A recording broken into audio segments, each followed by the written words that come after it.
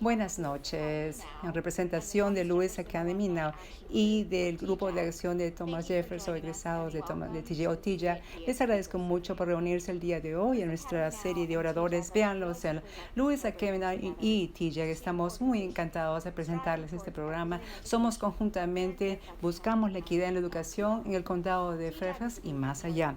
TJ es un grupo de más de 1,000 egresados de Thomas Jefferson y buscan lograr la accesibilidad, inclusión, innovación dentro del sistema educativo de STEM con miras a desarrollar líderes éticos para el siglo XXI.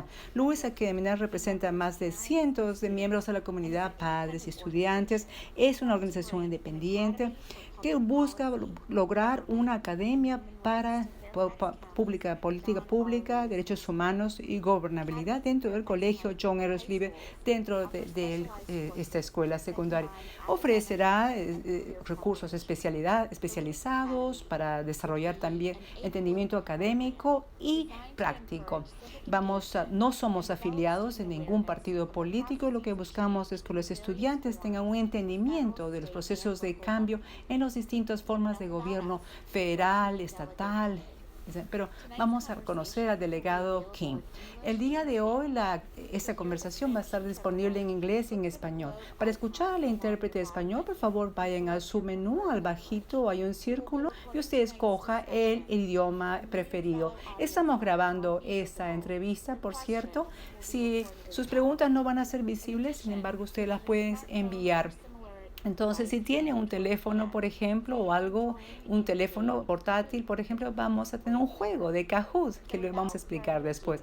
Sin mayores introducciones, entonces demos la bienvenida al egresado de TIJAC, Asher de Baraconda, que va a ser el anfitrión el día de hoy en nuestra serie. Véanlo, séanlo, serie Ashley.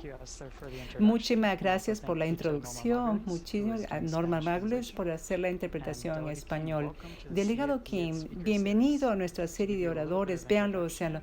Para darle un poquito de introducción, usted es un abogado, miembro de la Cámara de Diputados de Virginia. Es el primer asiático nacido elegido para el Congreso de Virginia. Es el primer también americano que es asiático-americano, miembro de esta Cámara de Diputados. Muchísimas gracias por la introducción.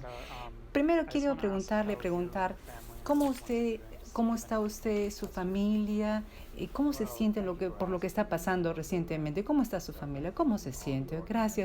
Primero quiero agradecerle a todos ustedes por esta organización. Yo sé que ustedes han trabajado muy fuerte, ustedes están haciendo este grupo, estas sesiones de oradores, están trabajando mucho. Y yo he visto los otros colegas también, he visto otros colegas, Esther, por ejemplo, han presentado. Entonces yo sé que ustedes están trabajando muy bien. Mire, mi familia está relativamente hablando bien, todos estamos vacunados, entonces nos sentimos bien, es parte de la solución, ya somos parte de la solución, no hay problema. Por otras razones también hemos estado tomando limonada, estamos pasando más tiempo juntos porque estamos en la casa, entonces estamos bien. Muy bien, me da felicidad saber eso, lo felicito porque todos han sido vacunados. Queremos conversar un poquito. Usted tiene una historia que realmente nos inspira a todos y queremos compartir con todos los estudiantes de la región norte de Virginia. Quiero empezar, por favor, podría preguntarle dónde usted nació, dónde creció, cómo fue su niñez. Muy bien, por supuesto. Voy a ser muy breve. No creo que mi historia, no creo que sea más interesante que la historia de otros. Todos tenemos nuestras historias, nuestros orígenes y tenemos nuestro trabajo, ¿no es cierto?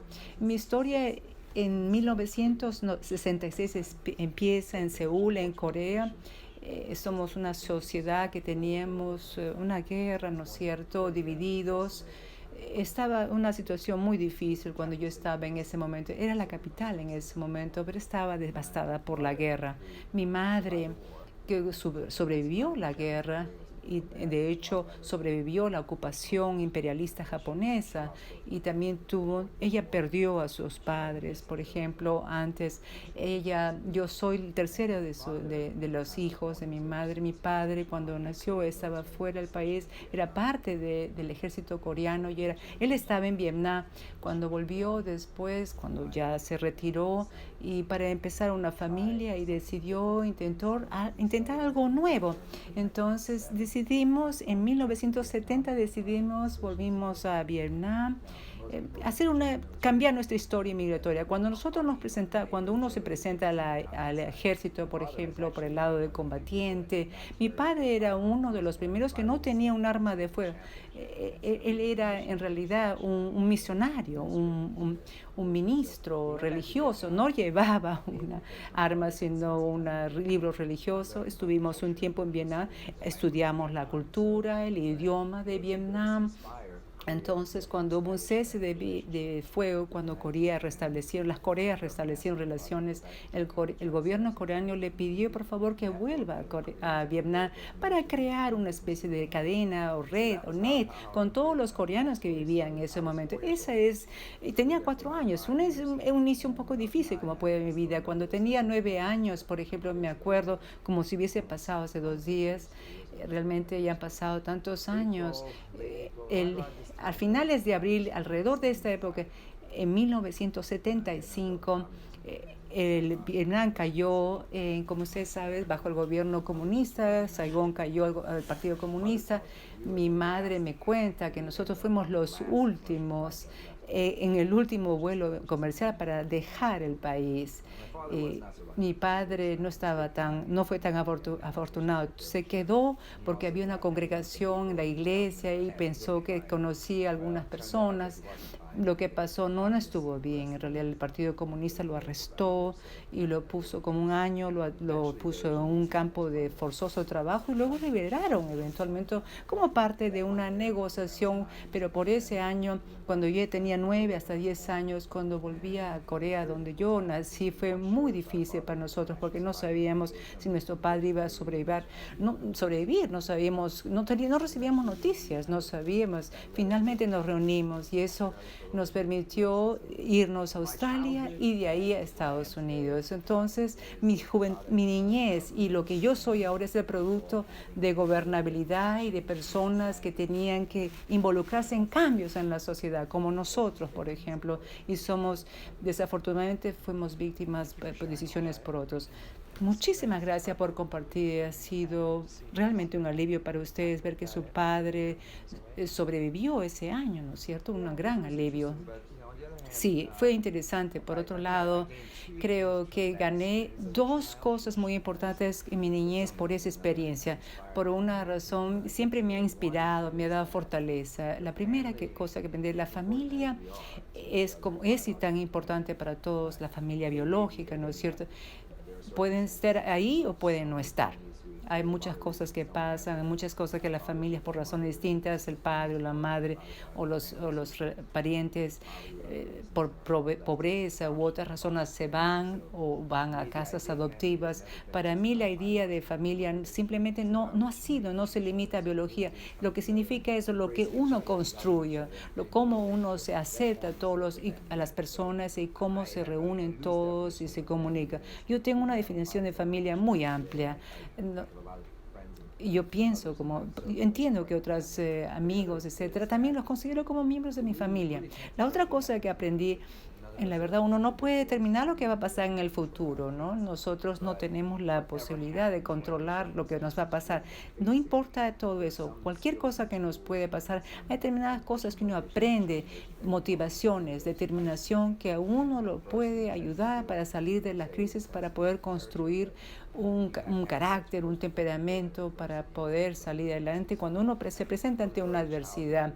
Desde mi niñez yo me di cuenta que uno tiene que tener fortaleza para poder asumir situaciones difíciles, porque es muy difícil abandonar y tratar de dejar las cosas. Perfectamente, totalmente de acuerdo. ¿Cuáles son esas destrezas que lo ayudó a usted para salir adelante cuando su familia estaba atravesando? En realidad, la parte fue la inspiración de mi madre. Mi madre hasta en este momento es mi heroína, es una persona que, no obstante que nunca estudió mi madre. En Corea, en esos momentos, no recibió una educación formal. Ella era también huérfana desde muy temprana edad. Y también, ¿te imaginas una mujer en Asia en los 60s, en los 70s, y no tenían esos derechos que ahora en este momento en una sociedad occidental nosotros tenemos? Entonces mi madre luchó mucho. No obstante, es una persona que no es educada desde perspectivas altas, educativas o sofisticada. Ella, ella es una persona la más sabia, la más inteligente y la más fuerte que yo conozco. Ella ha sobrevivido. Ella, la verdad, presenta las cosas, lo lleva adelante en los hombros, ella sigue adelante, ella dije, yo voy a sobrevivir y voy a seguir adelante con mis hijos, mi familia. Y creo que muchos inmigrantes tenemos ese sentido de motivación y determinación, y nosotros estoy realmente fascinado por su coraje y su determinación. Y eso es lo que a mí me permite seguir adelante, saber que yo tengo eso dentro de mí y yo sé que tengo ese ADN que me va a permitir salir adelante. Realmente me parece que su madre es una persona realmente que nos inspira y le agradezco por compartir con nosotros. Bien, después, cuando usted y su familia se fue a Australia, de ahí, ¿cómo es que ustedes vinieron a los Estados Unidos? Bueno, no es una historia muy larga, le voy a dar una versión breve. Muchas de las personas piensan que tienen una opción, si pueden ir a un país distinto de ese país. Yo creo que cualquier persona puede optar por los Estados Unidos porque, como ustedes saben, es la ciudad que ofrece la esperanza, ¿no es cierto? La luz, el país donde uno puede lograr sus sueños. Todos tenemos, los inmigrantes, ese sueño, ¿no es cierto? Y somos muy afortunados de estar acá. Mi madre tenía un hermano mayor que estaba separado de ella durante la guerra y él vino a los Estados Unidos antes, en los años 50, entonces como un estudiante extranjero. Entonces él se ubicó en Nueva York. Entonces mi madre, cuando ella quería reunirse con él, no había un camino muy fácil por el tema de inmigraciones. Y después de 30 años de intentar, se logró esa reunificación para nosotros. Es así como venimos. Nosotros fuimos a California porque venimos de Asia por correcto, ¿no es cierto? La costa este y el Pacífico, entonces donde hay muchos coreanos inmigrantes. Y mis padres tenían conexiones con amigos, parientes en California. Viví en California y fui a la escuela secundaria, a la universidad, me gradué también en la escuela de graduados y vine a la costa, vine a esta área en 1998 vine a Washington para hacer una práctica y ahí me encantó, la verdad. Me encantan las tradiciones, la comprensión, el interés en gobierno, en política, todo eso. Yo me dije, algún día me gustaría volver acá para trabajar acá. Por eso volví, me gradué en mis estudios superiores, ¿no es cierto? Y me quedé. Muy bien, entonces viniendo a los Estados Unidos como inmigrante, como cuando usted fue a la escuela secundaria, ¿cómo se sintió siendo en esa época adolescente? ¿Cuáles eran los temas, las actividades? Como todos inmigrantes, todos somos, no quiero ser muy general, pero sin embargo cuando vinimos a este país, tenemos dos culturas comparar, la cultura de donde provenimos y la nueva cultura. En mi caso, tenía hasta 3 culturas, Corea, Vietnam, Australia, Estados Unidos. Tenía distintas cosas para comparar y contrastar. Una cosa que me admira de Estados Unidos desde afuera, el sentimiento de felicidad, de libertad individual, ¿no es cierto? Cuando yo crecí, miraba las películas y me daba cuenta cuando veía a los adolescentes en las películas, ¿no es cierto? Tomando su milkshake, siendo felices. Cuando lo vi en primera mano, la verdad me alegró muchísimo en California. No sé, tú eres muy joven, no sé si la audiencia sabe o se acuerda. Había una película muy famosa, Fast Times en Grisham con Sean Penn. Creo que fue una de sus primeras películas, Sean Penn. Esa película fue filmada en un centro comercial donde yo fui a la escuela intermedia en Central Valley. Entonces, Entonces, de Bali, de Dew, todo ese tipo de vocabulario, etcétera, que se utilizó en esa película era muy popular en los 80s y yo estaba ahí donde se filmaron esa película. Entonces, todos esos niños que vivían jóvenes, que estaban conmigo, hablaban como él, usaban la misma ropa. Y yo pensé, esto es muy divertido. Pensé, bueno, acá están los jóvenes, lucen así, son muy divertidos como en la película, ¿no es cierto? Ahora, cuando vine a la costa esta, la costa occidental, la costa oeste y la este en Estados Unidos son muy diferentes. Son geográficamente regional, los acentos, el idioma es distinto. Eso me encanta de Estados Unidos. La verdad, lo que más me gusta, hay muchas cosas que me gusta de Estados Unidos, por supuesto, los aspectos, pero hay cosas negativas, por cierto, también hay cosas muy lindas de este país. Una de las cosas que me encanta de este país, lo que más me encanta, en realidad, permitimos que las personas sean lo que quieren ser. Individualismo, la individualidad es respetada en la medida que, por cierto, no se perturba los derechos de otros, ¿no es cierto? O la vida de otra persona. La idea que uno puede vestirse como uno quiere o comportarse como uno quiere, eso es lo que me encanta. Y, por ejemplo, California es un ejemplo. Me mencionó que usted fue a la universidad en la California. ¿Qué colegio? ¿Qué universidad? Universidad de California, Irvine, parte de la Universidad de California. Era más conocida ahora cuando en 1980 era mi universidad local. No sabía que uno podía postular a otras. Era en mi vecindad, entonces postulé. Yo imaginé que uno tenía que ir a la universidad local. Creo que hubiese postulado a otras, sin embargo, esa estaba a 30 millas de donde yo vivía. Entonces, lo que era interesante de esta universidad, yo no sabía eso, y después años, Irvine en Orange, en el condado de Orange, es muy conservador políticamente. Newport News, Hampton Beach, esas zonas habían sido muy conservadoras. Por ejemplo, hace unos días me enteré que en esta zona donde yo estudié hay un movimiento de supremacía blanca, un grupo muy radical, conservador. Entonces, cuando estaba en la universidad, estaba muy involucrado en la organización de actividades para grupos minoritarios, asiáticos. Y yo me di cuenta en realidad que yo era bastante liberal en mi perspectiva política, ¿no es cierto? Y no coincidía con lo que estaba alrededor mío en el centro universitario. En Urban me di cuenta que eran bastante conservadores, muy adinerados, muy blanco predominantemente. Entonces me di cuenta que yo estaba en el lado progresista, ¿no es cierto? Entonces, después de años, cuando fui a San Francisco, también parte de la universidad, en la Facultad de Derecho, Kamala Harris también fue es nuestra escuela universitaria, ¿no es cierto? Una magnífica conexión. Cuando estaba estudiando, yo no había cambiado nada cuando estaba en el centro de Ciudad de San Francisco.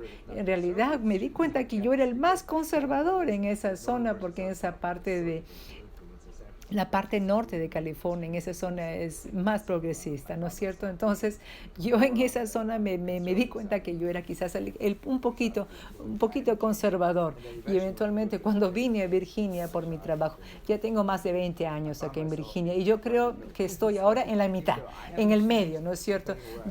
Dependiendo donde yo vivía, era muy progresista, o donde estudiaba era muy conservador, y ahora en Virginia me siento en el término medio.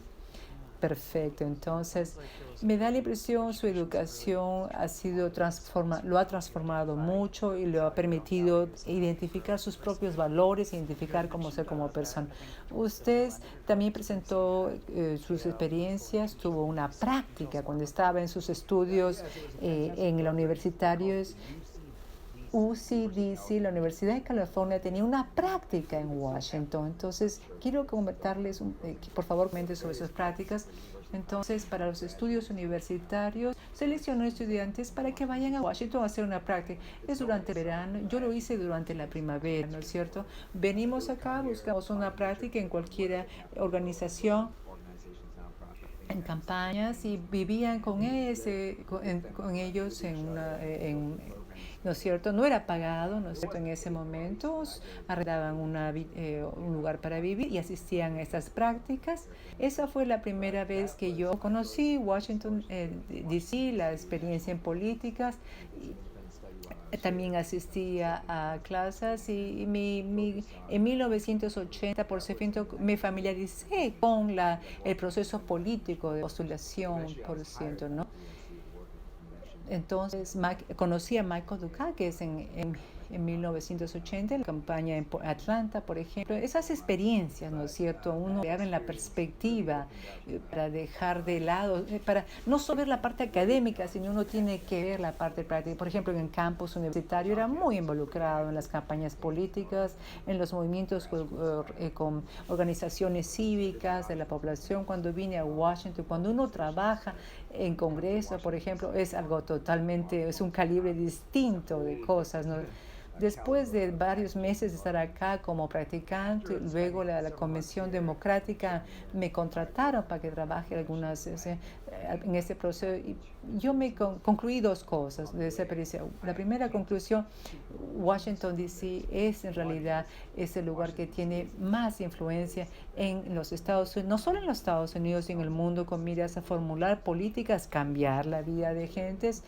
Tiene un impacto tremendo en la vida de todos. Volvamos un poquito de historia, un poquito. En 1975, cuando los comunistas llegaron, por ejemplo, y otros vietnamitas, la población de Vietnam, por ejemplo, fue afectada por los efectos del gobierno comunista, y la teoría dominante era comunista. Todo pasó después. La lucha entre Richard Nixon y el congresista demócrata de la clase de 1974, donde dijimos, terminemos esta guerra que está iniciada en Richard Nixon en Vietnam. Creo que eso es una de las razones, por ejemplo, que uno puede ser, Vietnam, por ejemplo, pedía más recursos, etcétera. Ustedes pueden ver el impacto de las políticas que se formulan en Washington, D.C. Entonces, en 1980 no me daba cuenta. En ese momento no me di cuenta que la decisión de un congresista, de algunos congresistas, puede cambiar el curso del mundo.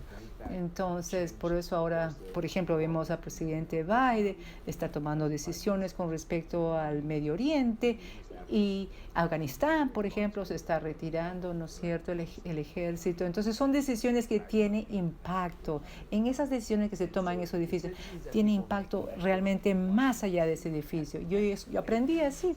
Entonces, para bien o para mal, ¿no es cierto? La segunda cosa que me di cuenta, eso recuerde que es en 1980 en democracia, cuando yo estuve en Washington, no conocí a ninguna persona que lucía como yo. Y si lo conocí o tenía esa apariencia de Asia, eran personas que estaban en la sanguchería o trabajaba vendiendo comida o haciendo la lavandería, o eran japoneses americanos de tercera generación. Hay congresistas como Bob, que hay otros congresistas que lo miraban usted, que sin embargo ellos realmente eran ya americanos porque estaban acá por más de 3 o 4 generaciones, sus familias. Entonces, Washington D.C. es tan vital, es tan importante el proceso en Washington, con impactos en políticas en el mundo. Sin embargo, hay muy pocas personas como yo, con los antecedentes, con esos antecedentes inmigrantes, como pueden entender desde nuestra perspectiva, de nuestros ojos, cómo el gobierno puede reflejar nuestras perspectivas, con nuestros antecedentes. Entonces yo dije, algún día me gustaría volver a este edificio y trabajar y ver cómo va. No sabía en ese momento. Yo dejé en 1988 a pasar, no puedo hacer las matemáticas. En el 2001 yo terminé trabajando en Capitol Hill y fui el consejero legal. Sí, el senador Dick Durbin también fue el asesor legal, realmente el jefe del departamento legal, consejería, y trabajé en muchas cosas. Por ejemplo, él votó en contra de la guerra. Trabajé en ese edificio cuando era practicante, 20 años antes, ¿no es cierto? Y pude ver, y ahora después, 40 años después, ahora yo soy en otro edificio que es muy similar, es blanco el edificio en Richmond, y apoyando y presentando. Yo estoy ahora escribiendo esa legislatura. Por eso esas personas que me están escuchando, si yo lo puedo hacer, cualquier persona puede hacer el trabajo. Por eso les pido a los jóvenes que mantengan la motivación, la inspiración para que cuando uno tiene el deseo se puede lograr. Muchísimas gracias por compartir. Yo comparto con usted, con su programa. Yo también cuando estaba en William & Mary, yo hice práctica y fui a DC para una práctica. Yo definitivamente entiendo qué poderosa es una experiencia así. ¿Cómo fue para usted cuando postuló para la oficina, para el cargo público en el 2009? Bueno, fue muy interesante. La verdad, nunca yo iba a presentarme en una carrera política. Uno nunca le pregunta, oye, ¿vas a presentar o vas a ser bueno? ¿Por qué no lo hace? Y yo siempre pensé, la verdad, me preguntaba, ¿no es cierto? Sin embargo, yo dije, no, creo que hay mucha gente inteligente y yo prefiero estar atrás, en el background, ¿no es cierto? Proveyendo consejo, sin estar en la cara visible. Ayudé en las campañas, por ejemplo, del presidente Obama. He estado en muchas campañas políticas apoyando. Siempre me ha gustado mucho estar un poquito de lejos, disfrutar al nivel de organización con la sociedad. Nunca pensé que yo sería la persona que mi nombre iba a estar en las elecciones. Ahora bien, en los pasados 40 años he trabajado mucho con las comunidades inmigratorias, comunidades con particular énfasis con la comunidad asiática, y mi mensaje siempre ha sido: los jóvenes, para todos, este gobierno solo funciona si uno participa. Eso es realmente clave. El gobierno es por la población, por el público, todos nosotros. La civilidad, ¿no es cierto?, se construye a través de nuestra participación en el proceso. Por ejemplo, James Madison y Thomas Jefferson, sus ideales han creado un camino para todos nosotros, hombres y mujeres, desde 1776. Si uno, por ejemplo, participa en la carrera política, si levanta fondos, si toca las puertas, siempre, por favor, participe, porque es la única manera de hacer que el gobierno se construya en nosotros. Siempre yo he pedido a las personas se involucren. Siempre yo decía, no, yo no voy a postular cuando me decían que postule. Y un día me dije, bueno, si yo les sigo diciendo que yo no lo puedo participar, quizás debo dejar un poquito de lado un poquito de hipocresía, y debo decir, voy a hacerlo, yo lo voy a lograr, porque ¿cómo yo voy a pedir que otras personas participen en el proceso político si yo no lo hago? Entonces, en 2009, ¿qué pasó? En el 2008, el 2007 y 2008 estaba trabajando para la campaña del presidente Obama. Yo lo conocí al senador Obama. Sí, es una historia muy simpática. Él es senador del estado de Illinois y yo no tenía relación en Illinois. Sin embargo, yo estaba trabajando para el senador con más años, ¿no es cierto? Y cuando venía Obama acá, cuando yo conocí al senador Obama, cuando él se decidió postular como presidente, y yo acepté y me comprometí para trabajar con él. Entonces eso me permitió convertirme en una de sus personas de campaña acá en Virginia. En ese momento, cuando íbamos a ganar en el 2008, mi delegado estatal, Steve Shannon, el delegado, decidió que quería ser el fiscal general en 2009 en Virginia. Entonces me llamó y me dijo que iba a ser fiscal general. Yo le dije, fantástico, yo te voy a ayudar. Yo estoy muy ocupada porque estoy apoyando la campaña de Obama. Entonces él me dijo, tú puedes hacer algo para mí. ¿Qué es lo que quieres cómo quieres que te apoye? ¿Por qué tú no te postulas para ocupar mi puesto? Y yo le dije, me estás bromeando. Yo pensé que me iba a pedir que levante fondos. Yo dije, no, nunca voy a postular. Y él siguió insistiendo que yo debía postular. Entonces, después de varios meses, yo pensé, voy a pensar en eso. Y en el 2009, después de la campaña exitosa, el 2008, había elecciones primarias demócratas para los nominados. En el 2009, el gobernador Bob McDonnell ganó a nivel estatal, fue una ganaron el republicano, ¿no es cierto? Entonces yo era el único demócrata que ganó en un puesto que ellos pensaban que yo iba a perder, y lo gané. Y lo gané solo por 346 votos de 25,000 votos. Entonces, como usted dice, en realidad uno debe participar y cada voto cuenta. Y elector, cada voto pensó en usted y dijo, esta es la persona que me representa. Yo vengo de India, América, de segunda generación. Entonces, hay esta expectativa para las personas asiáticas, siempre poner la cabeza abajo, no hacer mucha bulla, no ser muy activa. Sin embargo, usted está acá, está volteando esa dinámica y está demostrando a las personas que usted es un inmigrante que puede postular, que puede ganar. Por favor, cuéntenos un poquito cómo fue presentar su campaña, por ejemplo, como inmigrante. Cuéntenos eso un poquito.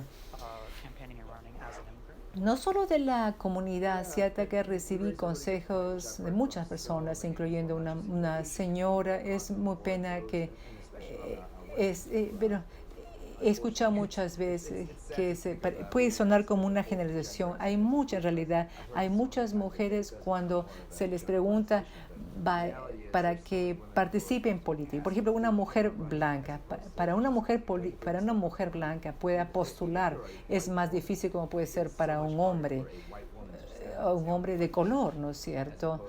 Hay más aceptación para que hombres se presenten a la carrera política como parte de un negocio que para una mujer. Entonces, cuando me presenté por primera vez, uno de mis mentores, un anterior congresista, mi mentor me contó la historia cuando era segunda generación japonesa, por ejemplo, antes de 1941, como ustedes saben, antes de Pearl Harbor, los japoneses fueron tratados con sospecha en Estados Unidos por la Segunda Guerra Mundial. Ustedes se acordarán por Pearl Harbor, una consecuencia. Roosevelt presentó una orden para encarcelar a las personas japoneses americanos, muchos de ellos americanos. La persona de mentor fue Norman, su padre, fue encarcelado, por ejemplo, estaba en Wyoming, y por el momento cuando regresó de ese campamento de su generación, todas esas personas quisieron ser más involucradas. Entonces le decían, su padre y su madre le decían, por favor, no te involucres a este congresista. Entonces le pedía que no se involucren.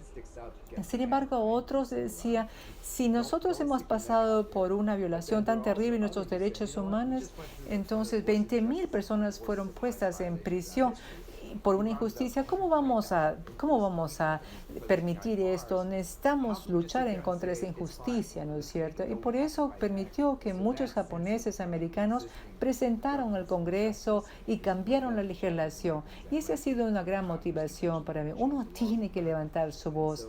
Hay muchas cosas culturales que dicen, no hagamos bulla, aceptemos, sé ingeniero, trabaje para una compañía. De repente eres inteligente, puedes ser un doctor, y si puedes hablar mucho, puedes ser un abogado. Entonces nuestro rol es estar en ciencias, sí, ¿no es cierto?, de distancia. Sin embargo, yo en mi caso, quizás porque no era bueno en nada de estas cosas, mi sucesor pensó que sí. Yo rechacé esa idea, ¿no es cierto? Yo creo que no puede haber un cambio en la sociedad en Estados Unidos o en el mundo si es que las gentes deciden sentarse y aceptar. Cada vez que hay un cambio importante en la historia, progreso siempre es el resultado de personas siempre levantándose, resistiendo, luchando y no siendo conformes de lo que está pasando. Tiene que levantarse y luchar. Yo sé que hay personas inmigrantes, es difícil cuando no quieren hablar de sus derechos privados o poner sus familias, ponerlas en línea. En mi caso, yo dije, quizás porque crecí con mi padre era una persona ya pública y como ya estaba, como fuimos a vivir en el extranjero y me impactó eso, yo creo que para mí fue bastante natural, aunque una de las cosas difíciles cuando de ser voluntario a ser un candidato y tocar las puertas, por ejemplo, yo decía, hola, soy Mark King, entonces iba a decir, estoy voluntario porque es para la campaña y luego tenía que cambiar mi discurso, decir, no, no, quiero que usted vote por mí. Fue difícil para mí hacer esta transición cuando tocaba las puertas, porque yo siempre apoyé otras campañas, o sea, tuve que aprender esa habilidad, ¿no es cierto? Fue difícil para mí. Y luego uno tiene que aceptar porque es parte del trabajo. Muy bien. Ahora que ya usted hizo su campaña, se presentó, ¿qué significó para usted ser elegido el primer asiático nacido en Asia, para ser el primer elegido? ¿Cómo se sintió usted? Yo he estado muy involucrado en el movimiento civil, los derechos, he conocido a muchas personas, la verdad. No pensé que nunca me pensé como una figura histórica, ¿no es cierto? No, nunca me vi así. Simplemente el momento que la verdad se cristalizó para mí, se puso bien claro. Después dos semanas después de la elección, en 2009, recibí un correo electrónico, un correo de un asistente del tribunal. Muchas gracias. Me decía, felicitaciones, usted va a ser miembro de la Cámara Legislativa. Por favor, usted tiene que llenar este formulario, ¿no es cierto? Tiene que escribir su nombre, dónde fue el colegio, si tuvo experiencia militar, etcétera. No tenía que llenar esa información. Una de las partes de información, ¿no? ¿Recuerdas? Era una pregunta muy sobre la raza. Tenía que escribir uno tenía que elegir cuál era la raza de uno.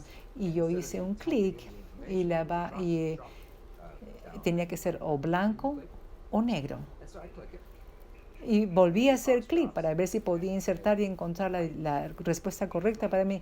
Y entonces no podía incluir mi raza, era o blanca o negra. Entonces llamé al asistente y le expliqué, mira, soy Marquín, he sido elegido. Claro, me dijo, yo lo conozco, bienvenido acá a la Cámara. Estoy tratando de llenar el formulario que me envió. Sin embargo, quiero saber en esta pregunta sobre cuál es la respuesta que yo debo escoger. Podía haber hecho una broma, quería ser amable, ¿no es cierto? Y podría usted explicarme qué debo hacer en este momento. Y él me dijo, déjeme ver, voy a averiguar. Y después de un par de horas me dijo, por favor, puede intentarlo. Y volví a hacerlo, blanco, negro, latino, asiático y otro. Después de 2 horas. Entonces después, en ese momento yo me di cuenta que antes no hubo una persona que lucía como yo en este trabajo. No es que en otras personas con mis antecedentes hayan postulado, pero el hecho se da cuenta que la institución misma ni siquiera había una opción en ese formulario, para escoger la raza asiática, ¿no es cierto? Entonces investigué, entonces habíamos tenido personas con antecedentes asiáticos, latinos. Sin embargo, desafortunadamente, Bob Scott, el congresista, muy amigo mío, es parte filipino, ¿no es cierto? Bob C. Scott Cortés. Bob C. Cortés. Entonces, cuando él estaba en el Senado, en la parte del host, él puso negro, porque todo el mundo asumió que era negro. Entonces, nunca habló de su herencia filipina. También hemos tenido otros afroamericanos, o también hemos tenido personas hispanoamericanas que se identifican como blancos, no se identifican para ser un problema, ¿no es cierto? Lo que es interesante acá, usted participó en reuniones, en nuestras reuniones, ¿no es cierto? Cuando hay en mi grupo filipino también, los primeros filipinos que somos electos. Ahora tenemos como 5 o 6 que nos identificamos como asiáticos, americanos, legisladores, y hemos formado un grupo especializado para trabajar conjuntamente. No solo 2 personas, entonces ya tenemos un grupo, el caucus, ¿no es cierto?, para trabajar. Entonces, estoy un poquito, me da un poquito de pena que nos tomó tantos años para lograr esto. Una cosa que me encanta de lo que me ha contado usted cuando usted no encontraba este recuadro para Seattle, me gusta que había como latino, hispano, recuadros. Entonces, usted hizo espacio para usted también, hizo un espacio, creó el espacio, un camino para otras personas con otros bagaje cultural. Entonces, usted fue el primero y no solo fue usted el primero, sino que elevó a todas las personas para tener una oportunidad. En 1989, cuando me inicié en mi primera campaña, uno de los momentos más memorables en mi tiempo en Washington fue, me invité en la sede, Marcos Dukakis, en la sede del Partido Demócrata, el reverendo Jesse Jackson Dukakis, era la segunda vez que se estaba presentando, cuando en 1989 ya era más creíble, ¿no es cierto?, más legítimo en términos de financiamiento, y era realmente una amenaza, y estaba ganando primarias, y Marcos Dukakis era la última persona, estaba ahí, ¿no es cierto? Entonces tenía que sentarse y hacer un más pequeño acuerdo de caballeros.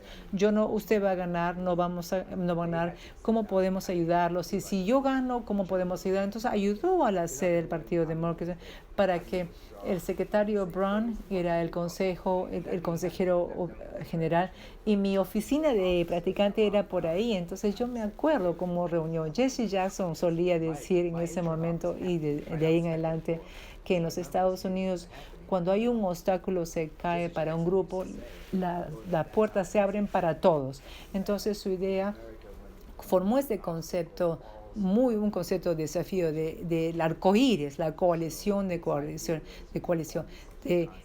Uno tiene que, no solo entonces es el problema de una raza con respecto a otra, sino que tenemos que ser multicultural, respetar la pluralidad de todas distintas. Entonces me influenció mucho esa idea del arcoíris, de la coalición, de que todos estamos en comunidad, no solamente geográfica, género, religión, edad, veterano, disabilidad, todos en América tiene derecho a una voz, y uno no puede decir si es que simplemente no vemos la raza, ¿no es cierto?, y escogemos quién va a hacer la parte, sino cuando se trata de diversidad.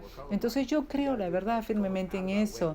No se trata de decir mi comunidad. Yo no puedo simplemente decir si es para mí no es diversidad que simplemente que el gobierno diga que simplemente es de blancos o simplemente de determinado grupo, ¿no es cierto? No me ayuda si solamente se trata de mi grupo, se trata de no solo nuestro grupo de personas, sino otras personas. Se trata de formar una coalición. Me encanta que usted diga eso y presente estas ideas. Me gusta la idea del arcoíris, la coalición de coaliciones con este bagaje de grupos. Esta generación nueva realmente de líderes es muy diversa, es quizás la más diversa en la historia de los Estados Unidos, ¿no es cierto? Por eso es importante tener voces diferentes, que todos tengamos un sitio en la mesa. ¿Qué nos puede decir a esta nueva generación de estudiantes en la universitaria para que se levante, para que puedan involucrarse en el proceso político?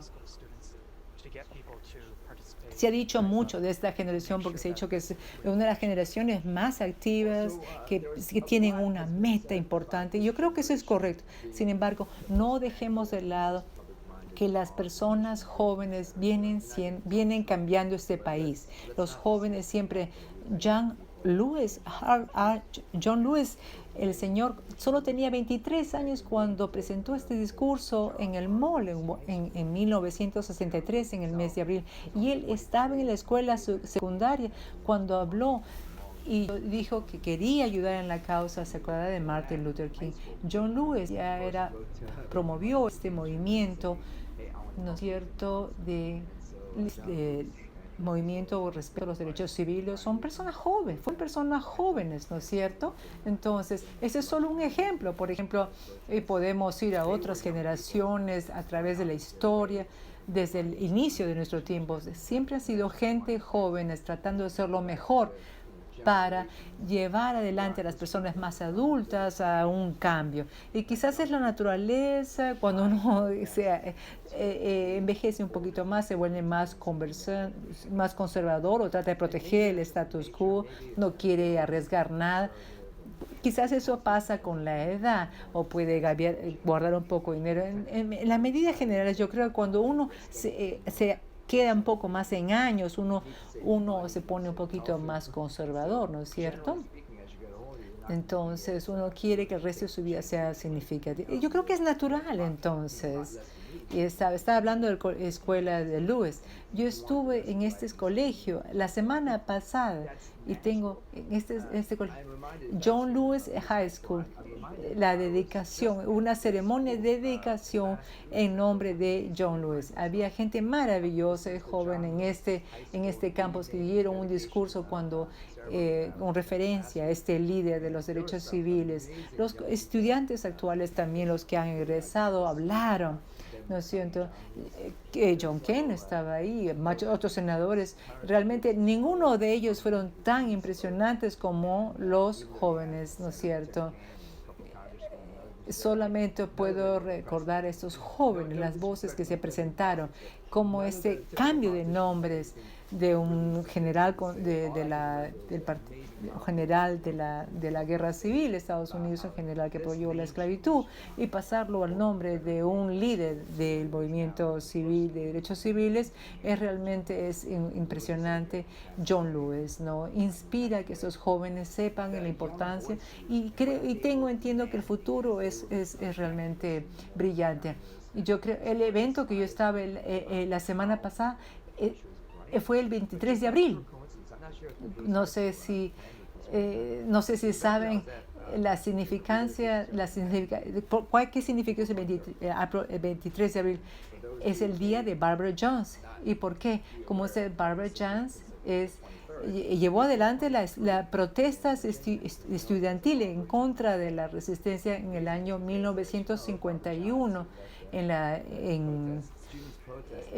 ese fue un caso muy importante, la resistencia en contra de la resistencia. Ella se presentó las demandas legales, 5 demandas legales que llegaron a la Junta Educativa, y Virginia perdió y la Nación ganó y generó este movimiento de resistencia masivo. Y la verdad, realmente la derrota de nuestro sistema de colegios públicos que ha resultado en ese Thomas Jefferson, el colegio de ciencias y tecnologías. Yo aprecio mucho el trabajo que ustedes están haciendo para reformar las admisiones a este colegio. Todo eso está basado. ¿Por qué? Porque gente joven no soporta, no tolera ser discriminada. No obstante que mire, por ejemplo, los padres de Barbara, además que el padre y madre estaban realmente fastidiados de que sus hijos los estaban mandando a un colegio que son desiguales, segregados, completamente de segunda clase, y el padre, la madre y los abuelos fueron esclavos, por ejemplo, o trabajaban en el campo. Ellos trabajaron tan fuerte y sufrieron tanta discriminación. No fue los padres que pelearon por esa resistencia masiva. Fue esta joven de 16 años que peleó contra el sistema de segregación de escuelas, ¿no? El famoso caso de la Corte Suprema de Estados Unidos. Entonces fue ella la que inició el hecho, el camino, y los adultos la siguieron. Es increíble, realmente le agradezco mucho haber compartido la historia de esta estudiante y nos inspira a la generación futura, y le agradezco a usted. Muy bien, quiero entender también, queremos comenzar un poco, cuéntenos en la Cámara, por favor. Creo que ha presentado como 100 proyectos legislativos. Es como 1 o 2, alguno que usted está particularmente orgulloso.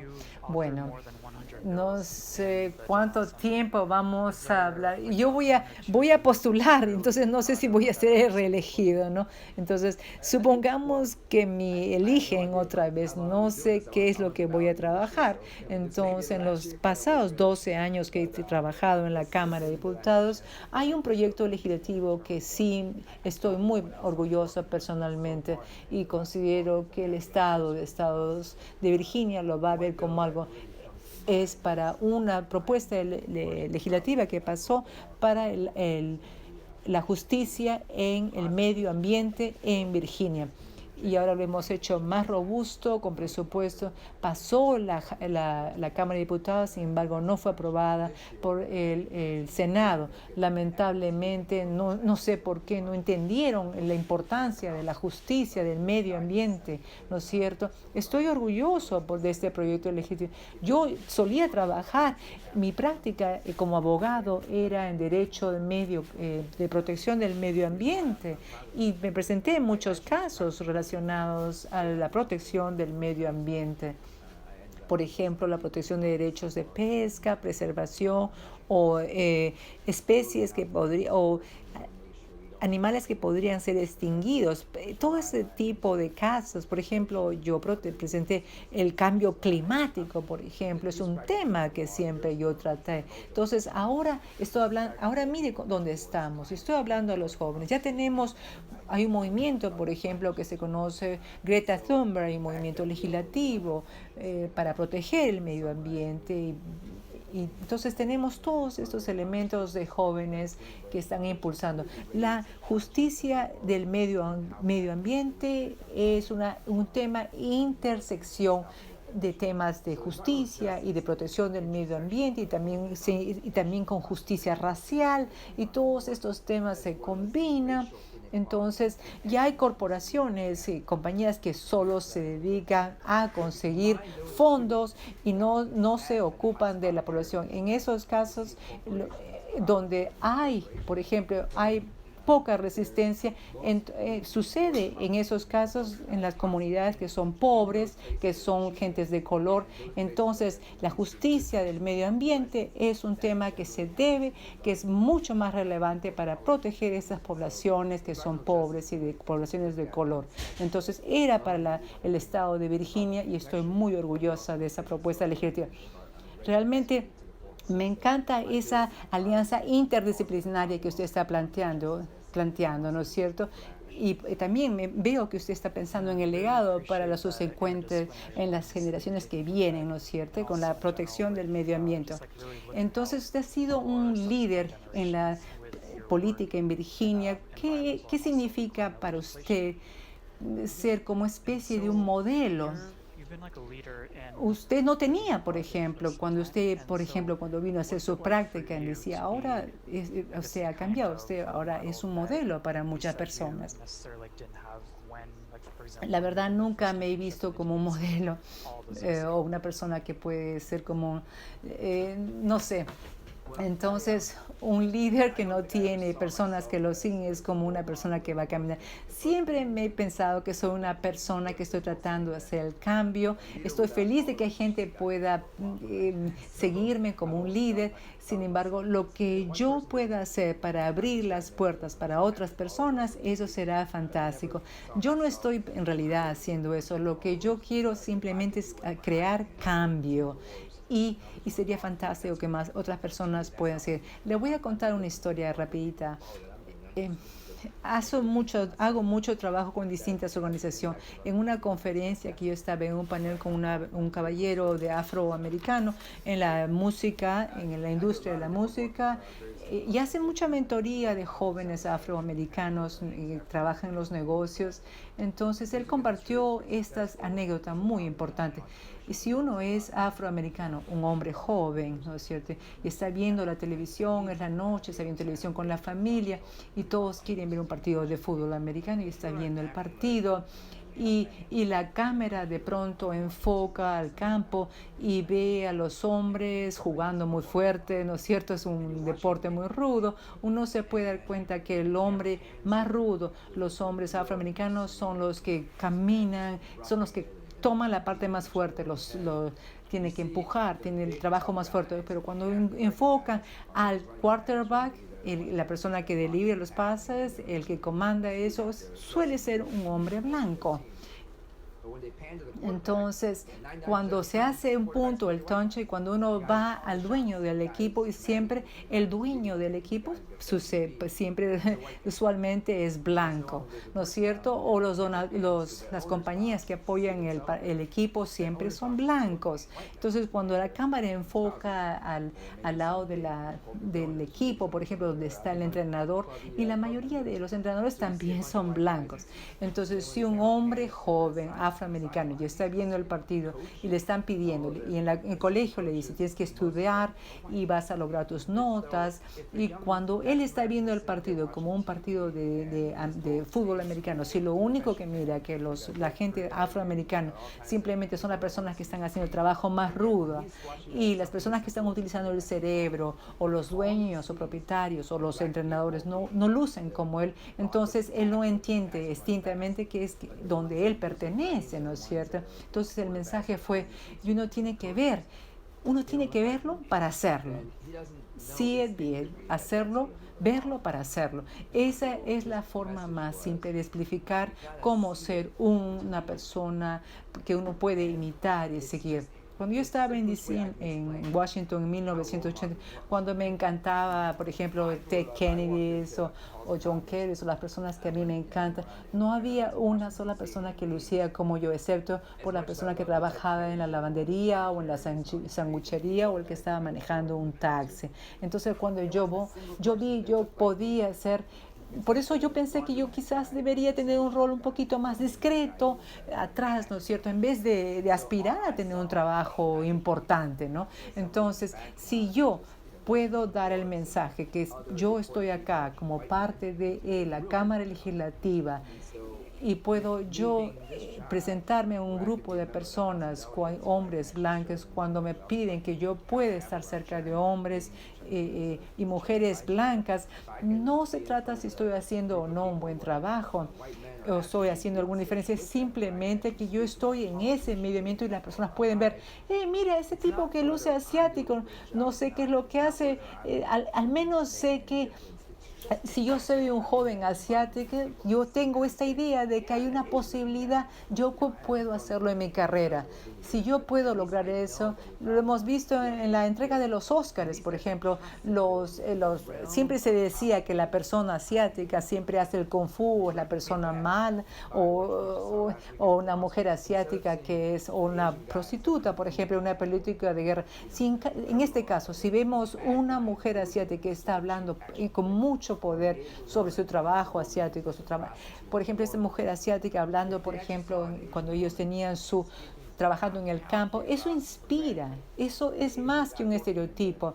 Y ese es un ejemplo que uno se puede replicar para latinos, para afroamericanos. Nosotros necesitamos verlo para poderlo hacer. Por eso el programa que ustedes están haciendo me parece tan importante.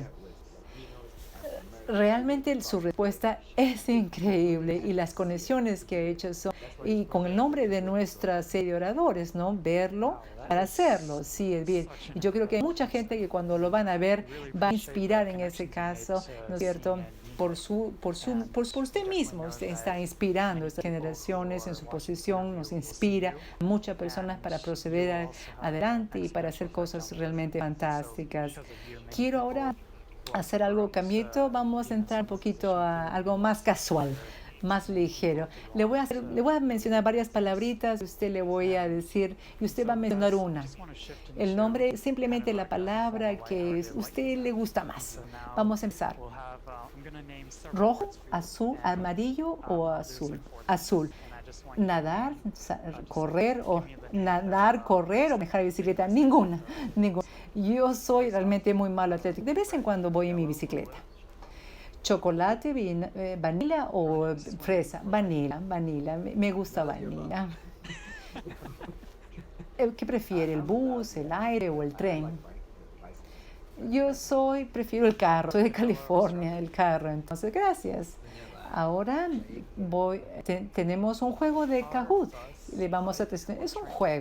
Es un juego informal que para nuestra audiencia que pueden jugar. Le voy a dar, es una preguntita que le damos a la audiencia para ver si ha estado siguiendo de cerca nuestra conversación. Muy bien. Voy a pasar entonces a la conversión. Acá está la primera pregunta.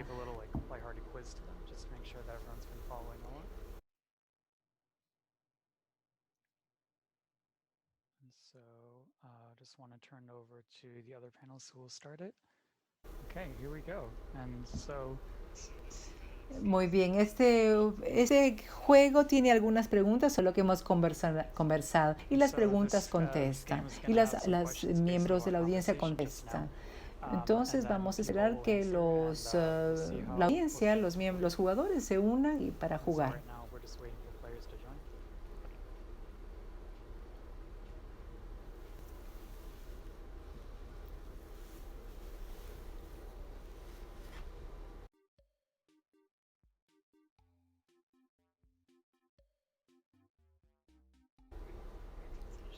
The Lorax es un nombre interesante.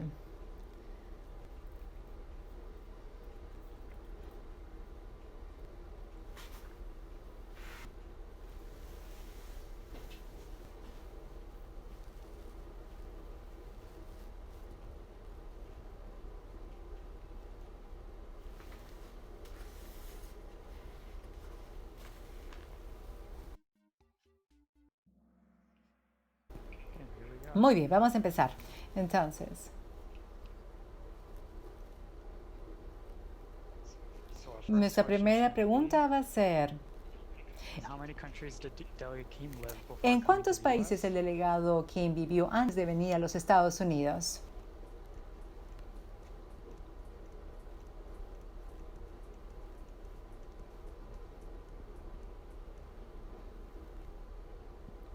Muy bien.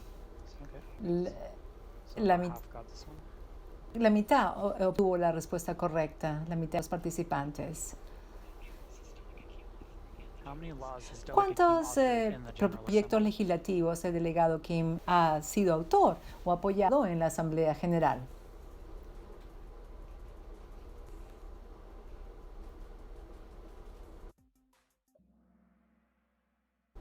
Okay, most people got this one La right. mayoría de personas dieron con la respuesta correcta.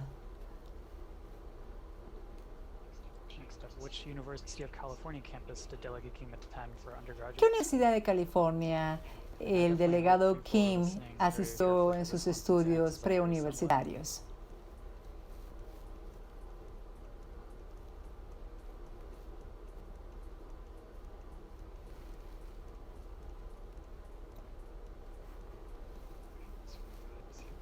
UC Irvine. La mayoría de las personas de los candidatos tuvieron la respuesta correcta.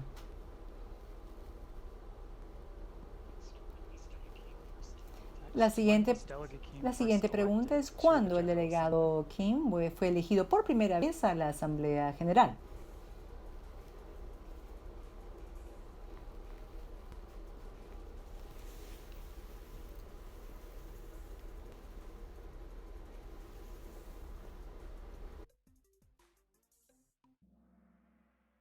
Okay, most people got that one, 2009. Muy bien, en 2009 la mayoría en realidad. Entonces tenemos una preguntita más.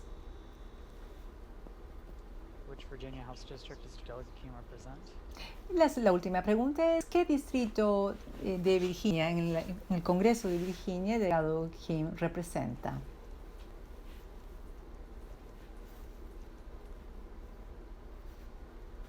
35th, yeah. El 35, el número 35, Tysons, el corner de Tysons, ¿no es cierto? Great. Well, Muy bien, congratulations to- felicitaciones a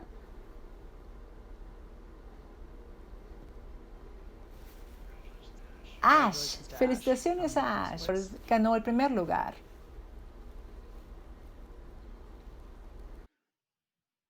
Well, yeah. A lot of fun. I've never seen that before.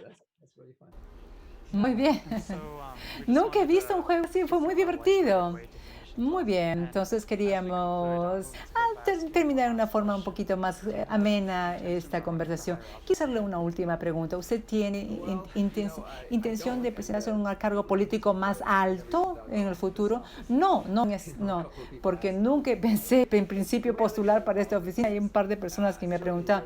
La forma en que yo miro la política, no hay ningún problema en ser motivado para hacer algo, ¿no es cierto? Algo diferente.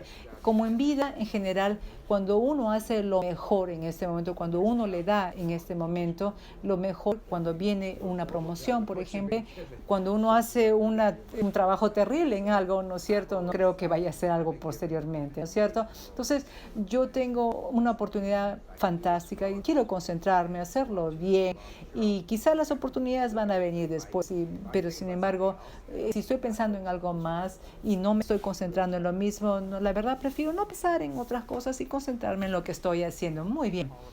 Muy bien, estamos muy agradecidos por haber tenido, porque usted está en el Congreso en este momento, luchando por el interés de nosotros. Usted es el congresista del Distrito 35, señor Kim. Le agradecemos por compartir su historia, nos ha inspirado a todos. Le agradecemos muchísimo.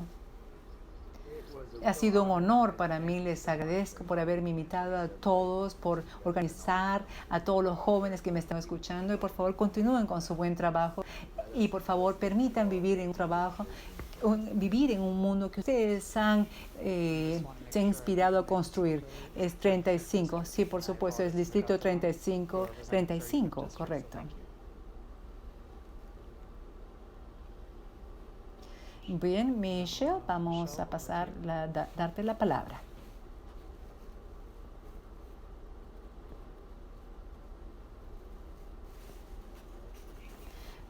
Gracias, Aishe, por ser el anfitrión esta noche, y realmente, delegado Kim, ha sido fantástico. Su historia ha sido fantástica. La verdad que no sé cómo decirlo, y quiero recordarle a todos nosotros las libertades que tenemos en este país, ¿no es cierto? Con nosotros.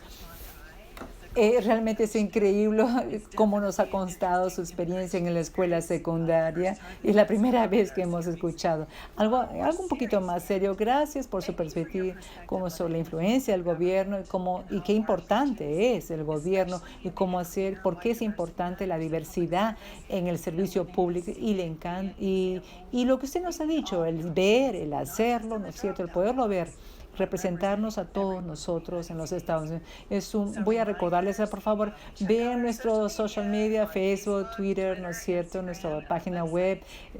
Por favor, envíenos el correo electrónico a John Lewis Academy o a TJAC o info a nuestro correo electrónico. Nuestro siguiente Debbie Alex va a ser el director del programa ¿no es cierto? Vayan en paz, participen y por supuesto involúcrense y promuevan el cambio. Buenas noches a todos.